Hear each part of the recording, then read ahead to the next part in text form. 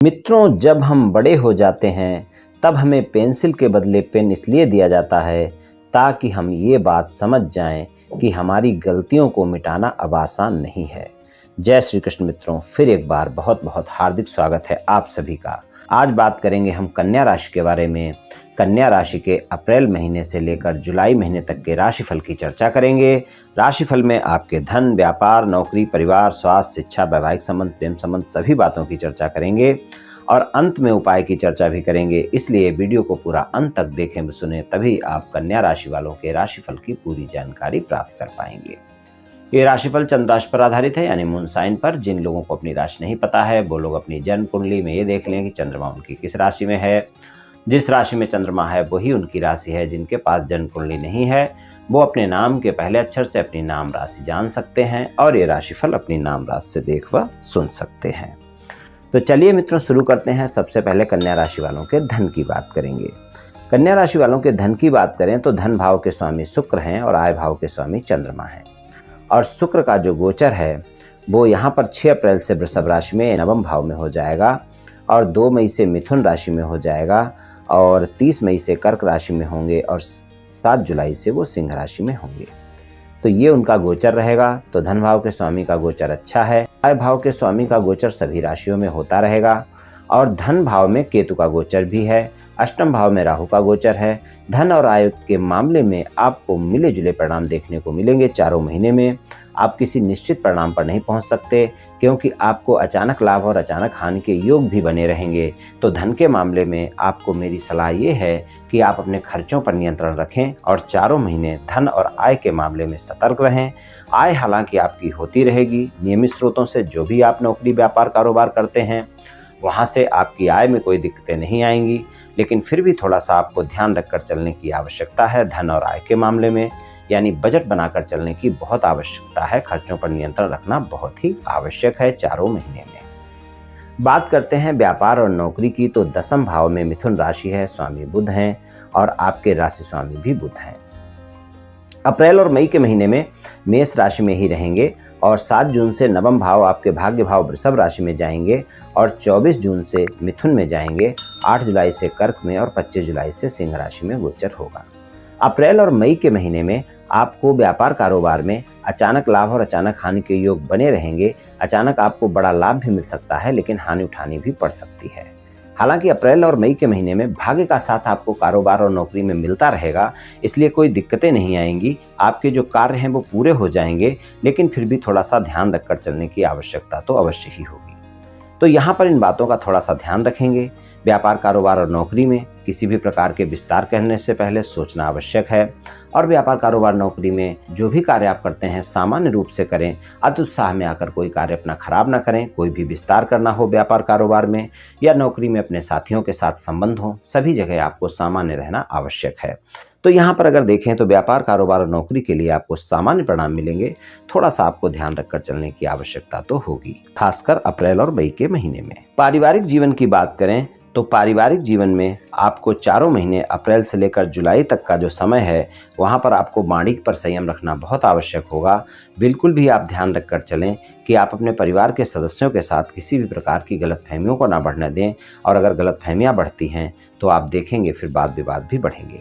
हालांकि माता पिता के साथ संबंध अच्छे रहेंगे और छोटे भाई बहनों के साथ संबंध अच्छे रहेंगे, बड़े भाई बहनों के साथ संबंध अच्छे रहेंगे, पारिवारिक रिश्ते आपके अच्छे रहेंगे। लेकिन फिर भी आपको ध्यान इसलिए रखना है कि केतु का गोचर दूसरे भाव में है, वाणी के भाव में है, परिवार के भाव में है। कुछ न कुछ रुकावटें, कुछ न कुछ अवरुद्ध, आपस में वाद विवाद, व्यर्थ की बातें देखने को मिल सकती हैं। वहाँ पर थोड़ा सा ध्यान रखकर चलने की आवश्यकता है। तीसरे भाव के स्वामी जो मंगल हैं उनका गोचर दसम भाव में बना रहेगा। चौथे भाव पर दृष्टि रहेगी।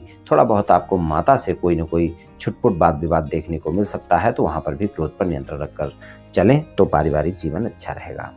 स्वास्थ्य की बात करें, स्वास्थ्य के मामले में छठे भाव के स्वामी शनि हैं और कुंभ राशि है और शनि का गोचर चारों महीने कुंभ राशि में ही है। स्वास्थ्य में अगर कोई गंभीर स्वास्थ्य समस्या पहले से चल रही है तो आप देखेंगे ये वो समय है जब आपको उसमें आराम देखने को मिलेगी।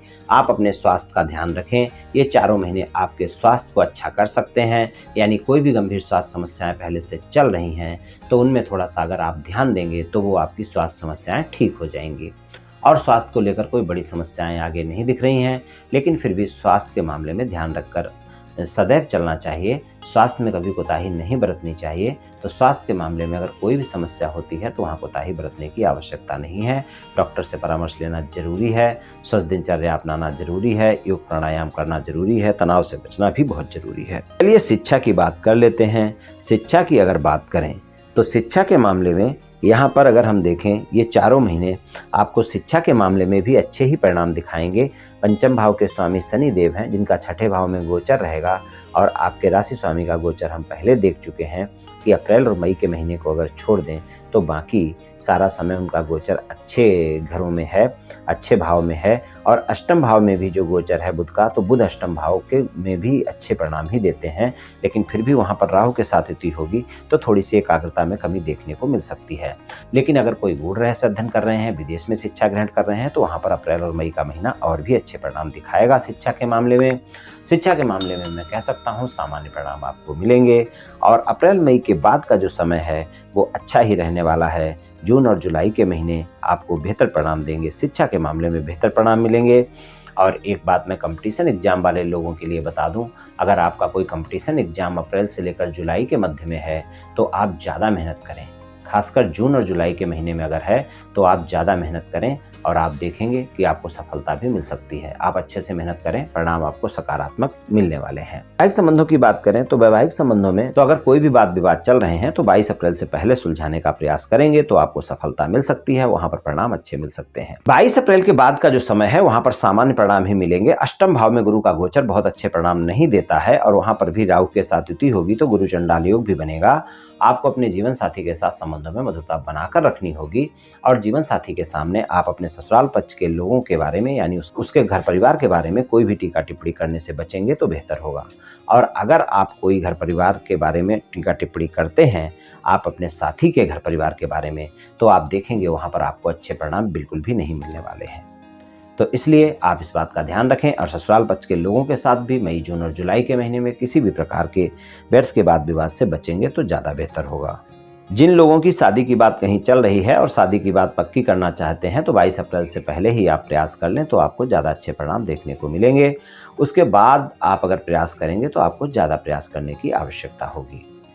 तो वैवाहिक संबंधों में आप अपने जीवन साथी के साथ कहीं यात्रा भी करेंगे इन 4 महीनों में और उस यात्रा में आपको परिणाम भी अच्छे देखने को मिलेंगे। हालांकि रोमांस आपका बढ़ा रहेगा, चारों महीने रोमांस ज़्यादा रहने वाला है आपके जीवन साथी के साथ।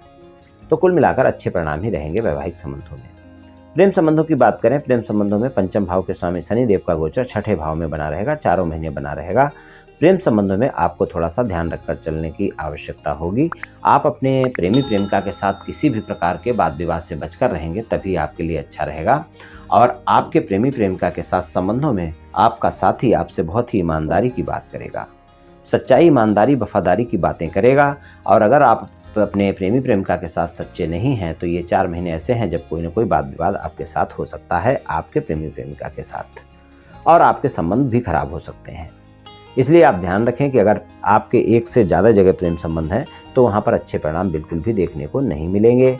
और अगर आप अपने किसी साथी के साथ मित्रता करना चाहते हैं, बातचीत चल रही है, तो वहाँ पर भी आप 22 अप्रैल से पहले प्रयास करेंगे तो ज़्यादा बेहतर होगा। उसके बाद अगर प्रयास करते हैं तो वहाँ पर आपको ज़्यादा प्रयास करने की आवश्यकता होगी और चारों महीने आपको अपने प्रेमी प्रेमिका के साथ तालमेल बनाने की आवश्यकता होगी, वरना बहुत जल्दी छोटी छोटी बातों पर आप दोनों बहस करते नजर आएंगे और फिर वाद विवाद देखने को मिल सकते हैं। तो कुछ इस तरह के परिणाम कन्या राशि वालों को इन 4 महीनों में मिल सकते हैं। चलिए उपाय की बात करते हैं। उपाय की बात करें तो कन्या राशि वालों के लिए बुधवार के दिन आप गाय की सेवा करें, गाय को कुछ न कुछ खाने को दें या फिर हरा चारा भी खिला सकते हैं। इससे आपको काफी लाभ देखने को मिलेगा।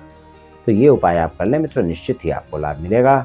तो मित्रों, आज मैंने आपसे कन्या राशि वालों के राशिफल के बारे में कुछ चर्चा की। ये राशिफल सामान्य राशिफल है, ये सभी जातकों पर पूर्ण रूप से प्रभावी होगा ऐसा संभव नहीं है, क्योंकि आपकी जन्म कुंडली पर भी बहुत कुछ निर्भर करता है। आप सभी स्वस्थ रहें, आयुष्मान रहें, धनवान रहें, ऐसी मेरी श्री कृष्ण भगवान से प्रार्थना है। जय श्री कृष्ण।